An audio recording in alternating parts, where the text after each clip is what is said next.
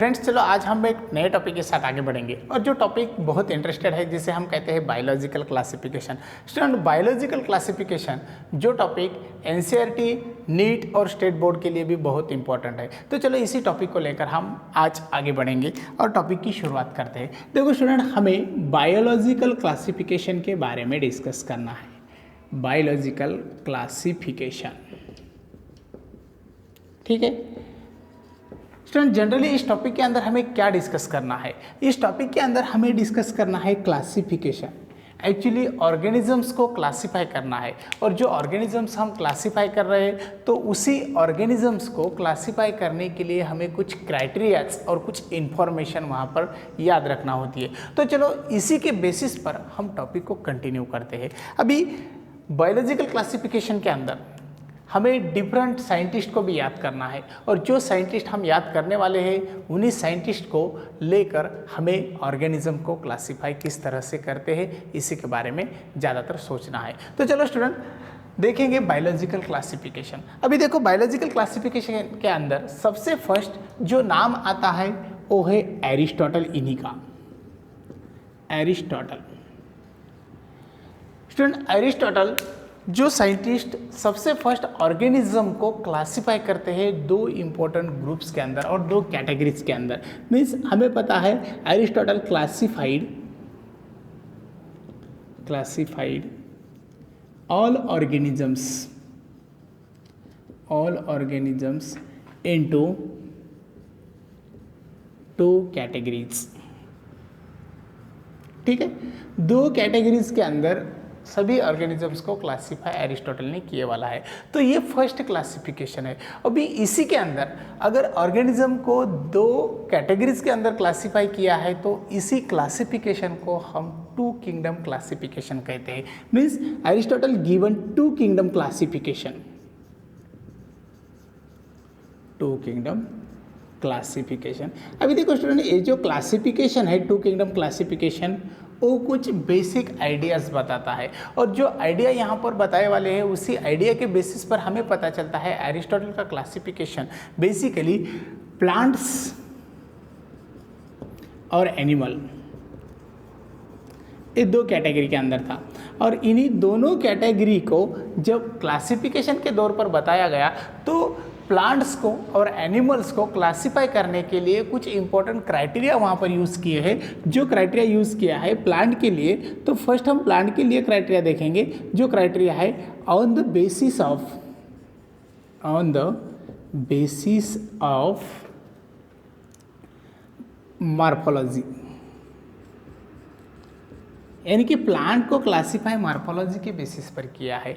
और मॉर्फोलॉजी के बेसिस पर किया है इसी का मीनिंग होता है साइज़ के बेसिस पर, यानी कि प्लांट की साइज़ किस प्रकार की है। कुछ प्लांट्स बड़े हैं, कुछ प्लांट्स छोटे हैं, कुछ प्लांट्स बहुत ही छोटे हैं। तो इसी साइज़ के बेसिस पर प्लांट्स को क्लासिफाई एरिस्टोटल करते हैं। तो हमें पता चलता है, तो साइज़ के बेसिस पर हम बता सकते हैं यहाँ पर प्लांट्स को डिवाइड भी किया है। तो plants again divided into tree, then shrub and then herb।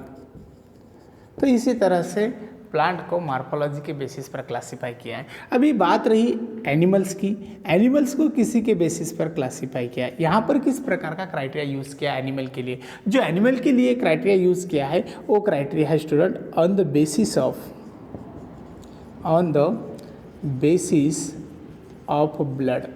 Blood के बेसिस पर क्लासिफाई किया है एनिमल को। अभी ब्लड के बेसिस पर किस प्रकार से क्लासिफाई किया है? ब्लड के बेसिस पर क्लासिफाई किया है एनिमल्स को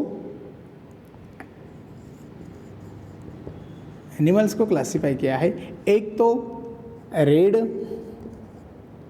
ब्लडेड एनिमल और दूसरे है विदाउट ब्लडेड एनिमल, और उसे रेड ब्लडेड एनिमल भी हम कहते हैं, विदाउट रेड ब्लडेड एनिमल। इसी तरह से क्लासिफाई किया है। इसे हम और भी बता सकते हैं विथ ब्लड, जो रेड ब्लड है, और यहाँ पर विदाउट ब्लड, यानी कि फ्लूइड के बेसिस पर क्लासिफिकेशन वहाँ पर एरिस्टोटल ने दिए वाला है। तो student Aristotle two kingdom classification हमें यहाँ पर बताते। उसके बाद नेक्स्ट साइंटिस्ट थे जिन्हें हम लिनियस के नाम से जानते हैं। ठीक है, Linus also given by two kingdom classification method. इन्होंने भी हमें यहाँ पर टू किंगडम क्लासिफिकेशन मेथड दिए वाली है, टू किंगडम क्लासिफिकेशन मेथड। अभी देखो स्टूडेंट, यहाँ पर टू किंगडम क्लासिफिकेशन मेथड दोनों साइंटिस्ट देते हैं, तो हमें इसी के अंदर याद क्या रखना है, टू किंगडम क्लासिफिकेशन मेथड। अभी two kingdom classification method Linnaeus से भी हमें पता चली, उसके बाद एरिस्टोटल से स्टडी के भी हमें पता चले वाली है। अभी यहाँ पर सीधातर लिनस भी टू किंगडम क्लासिफिकेशन के अंदर प्लांट्स यानी कि जिसे हम प्लांटी के नाम से जानते हैं, एनिमल्स जिसे एनिमेलिया के नाम से जानते हैं। ठीक है, इसी तरह से ए भी same two kingdom classification method है। लेकिन स्टूडेंट, जब दोनों साइंटिस्ट का हम जब वर्क डिस्कस करते हैं तो हमें कुछ और बातें यहाँ पर नज़र आती है और कुछ इंपॉर्टेंट बातें समझ में आती है, जैसा कि इन्हीं दोनों साइंटिस्ट के वर्क के साथ और दोनों क्लासिफिकेशन मेथड के अंदर कुछ इम्पॉर्टेंट ऑर्गेनिज्म जो थे उन्हीं को स्पेशली क्लासीफाई नहीं किया है। जैसा यहाँ पर देखो कुछ इम्पोर्टेंट ऑर्गेनिजम्स हैं, डिड नॉट क्लासीफाई। ठीक है, उन्हें क्लासीफाई नहीं किया। अभी क्यों क्लासीफाई नहीं किया? क्योंकि उन्हीं ऑर्गेनिज्म के बारे में उतना नॉलेज वहाँ पर पता नहीं चला था। जैसा एग्जाम्पल के तौर पर हम बता सकते हैं यूग्लिना है, ठीक है, उसके बाद कुछ फंगस के बारे में भी हम डिस्कस करते हैं, फंगाई भी है। तो इसी तरह से कुछ ऑर्गेनिजम्स है जिन्हें स्पेशली क्लासीफाई नहीं किया था। तो ये दोनों मेथड जो थे क्लासिफिकेशन के, उसी के बारे में उतना ज़्यादा डिस्कस नहीं हुआ। लेकिन अनदर जो साइंटिस्ट आए थे जिनका नाम था अर्नेस्ट हिकल, हम थोड़ा यहाँ पर लिखेंगे, स्पेस बढ़ाएंगे थोड़ा, third one that is the Ernst Haeckel.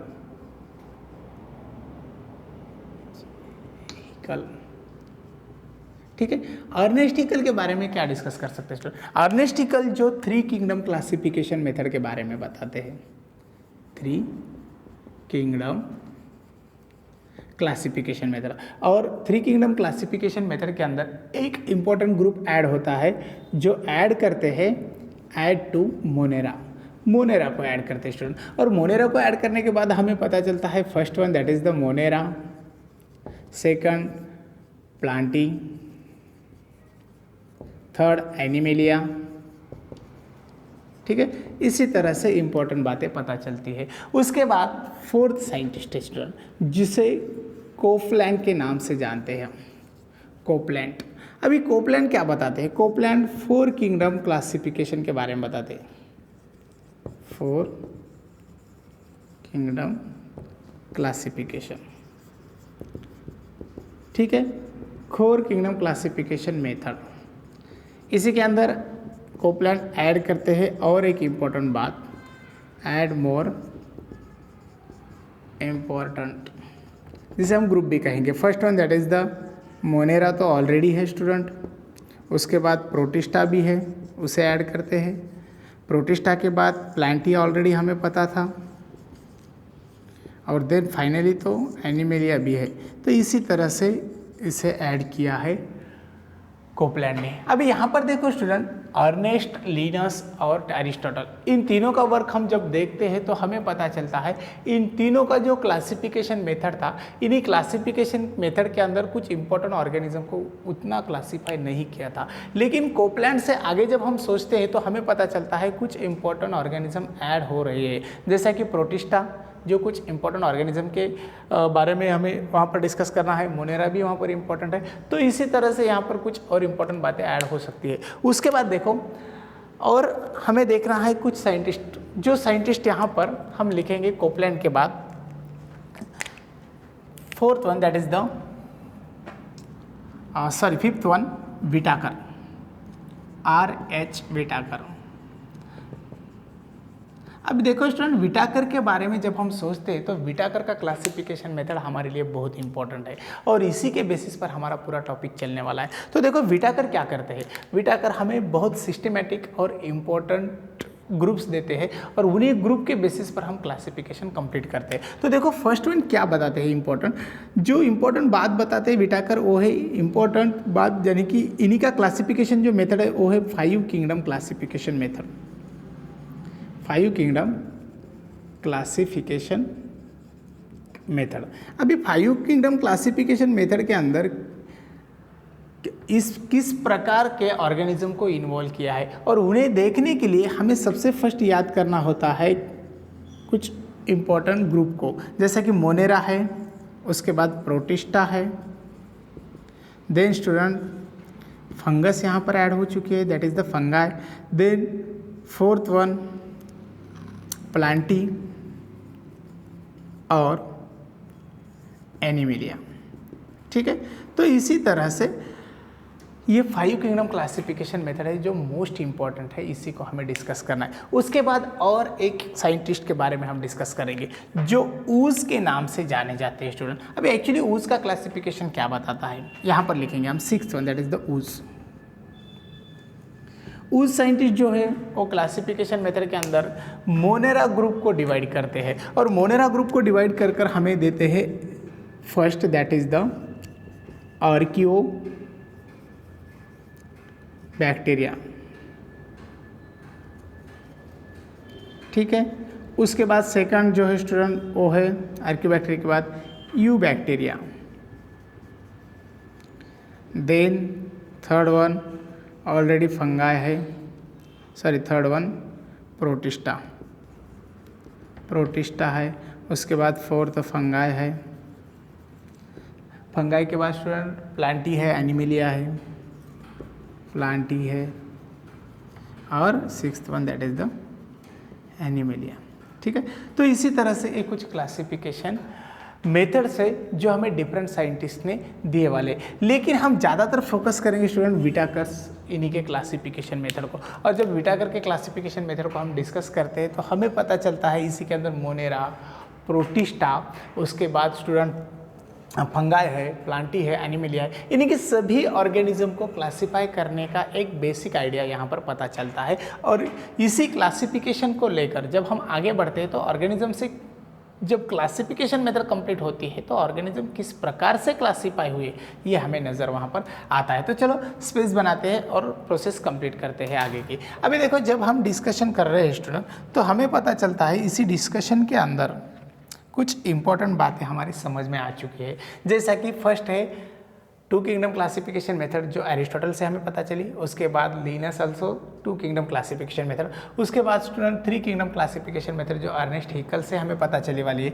4 kingdom classification method कोपलैंड्स के पता चली वाली है, उसके बाद RH विटाकर 5 किंगडम और वुड 6 किंगडम क्लासिफिकेशन मेथड हमें बताते हैं। लेकिन स्टूडेंट कोपलैंड, RH विटाकर और उस इन्हीं को हम नेचुरल क्लासिफिकेशन सिस्टम्स में इन्वॉल्व करते हैं और जो अर्नेस्ट हैकेल है, एरिस्टोटल है, लिनस है, उन्हीं को हम सिस्टेमेटिक क्लासिफिकेशन यानी कि उसे हम आर्टिफिशियल क्लासिफिकेशन इसी के अंदर इन्वॉल्व करते हैं। तो चलो आगे बढ़ेंगे और बढ़ते स्टूडेंट सीधातर RH विटाकर के क्लासिफिकेशन मेथड की तरफ।